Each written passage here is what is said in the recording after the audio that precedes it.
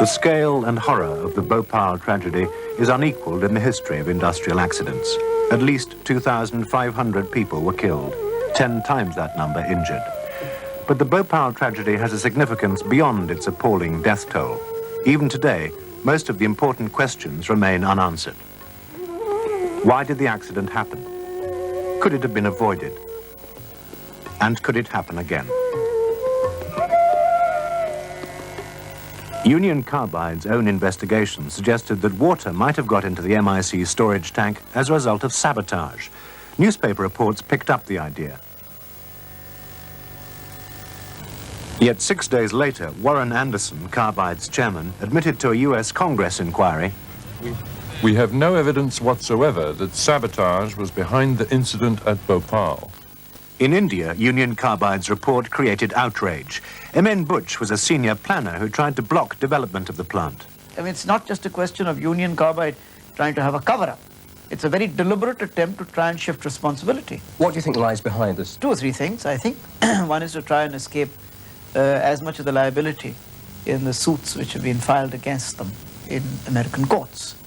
The second is to try and show that the Union Carbide are basically an excellent company, but that they've been misguided enough to trust some poor bloody wogs in India and to run a plant like this. And since they're totally incapable of running it, to try and put the blame fairly and squarely on them, not on, it's more or less a sort of Pontius Pilate approach. I wash my hands of this man sort of business.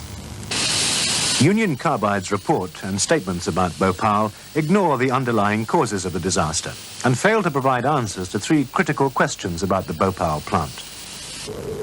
Why was hazardous MIC made in this way and stored in such quantities? Why were the critical safety systems either switched off or unable to cope with the escaping gas? Why did crucial differences exist between Bhopal and its sister MIC plant in West Virginia? World in Action's investigation shows that the answers reach right back to America. Danger was built into the Bhopal plant from the very beginning because of the American company's decision to make and then keep in storage large quantities of the deadly gas. Union Carbide didn't have to do it this way. There were choices. There are ways of making the same pesticides without using MIC at all. And there are less dangerous ways of making and storing MIC. Ian Swift is a British scientist who worked for Union Carbide for 5 years and now advises the American chemical industry on safety systems. Do you think in the 1970s, when Carbide were designing this plant, they could have designed a safer plant? There's no question, I think, that they could have made a safer plant. Just from the quantity of material involved, it would obviously have been safer not to store such a large quantity of a very toxic chemical. Other companies dealing with equally toxic materials have developed other strategies to safeguard their systems. For example, total containment. You make the system, you design the system such that there is never any possibility of, even if the release system operates, of the material ever getting into the atmosphere. This is Bayer, Europe's only manufacturer of MIC. At this plant in West Germany, MIC is made in a different, less dangerous way. Safer chemicals are used, and the plant is designed so gas can't leak into the atmosphere. For safety, as little MIC as possible is stored, and for just hours at a time. The tanks are in a pit like this, so that in any emergency they can be covered in a foam safety blanket. While Bhopal was being planned, Union Carbide explored using the Bayer process. It would have been safer but more expensive. It was not adopted. At Bayer, the verdict went the other way. Carbide's process was examined for a Bayer plant in Belgium. It would have been cheaper but not as safe. It was turned down. Meanwhile, as Carbide pressed ahead with its own methods, concern over safety was growing inside the American company. One former executive told us that half Carbide's own technical staff believed it was dangerous to store MIC in large quantities. There were even predictions that there could be a tragic accident. Why at Bhopal was the system such that the MIC gas did go straight into the atmosphere? Well, it was designed to do that. That is how the system was designed. It wasn't designed for total containment. They were relying on the scrubbing system, they were relying on the flare tower to remove any of the MIC before it did get to the atmosphere. Why should they do it that way, rather than devise a system that would stop any gas escaping whatsoever? It all comes down to money in the end. Obviously, to design a system with as many safeguards as possible is going to cost more. With Union Carbide's system, the safety of the people of Bhopal was all the more dependent on the effectiveness of three vital pieces of equipment. A refrigeration unit to keep the MIC cold and therefore safe. A scrubber which would scrub out or neutralize any poisonous gas escaping from the plant. And as the final line of defense, a flare tower which would burn off escaping gas before it reached the air. If these three systems had been properly designed and operated, 2,500 people would not have died. But Weldon Action has identified critical deficiencies in each system. Keeping MIC cold is of vital importance. If the temperature rises, it becomes dangerous and unstable. To chill the MIC in storage, Union Carbide installed this refrigeration unit. It was too small to do the job properly and was unreliable. But in June of last year, the system was switched off altogether, and the gas used for cooling was actually pumped out and used elsewhere. The temperature of the MIC in these tanks soared 20 degrees above the safe level. The tragedy grew closer. How do you view the decision to stop chilling the MIC? I think it's criminal. Why? That is the single most routine operating equipment available in Bhopal for keeping MIC at correct storage temperatures. You take away that, what have you got if you have some sort of an emergency? Why do you think the refrigeration system was turned off? Maybe to save electricity or freon gas. Who knows? How much would it cost to run a day, that sort of system? I can make a guess, 500-700 rupees a day. Refrigeration companies have confirmed that the saving would be around 700 rupees or £50 a day. If the refrigeration had been operating on the night of the tragedy, the chemical reaction would have developed much more slowly, giving engineers vital extra time to get it under control or evacuate the area. Who authorized switching off the refrigeration is now a critical issue. Under normal Union Carbide procedures, America should have been informed.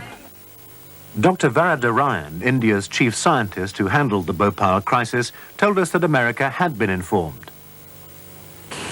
Union Carbide's response is that they can't find anyone in America who discussed turning off the refrigeration unit.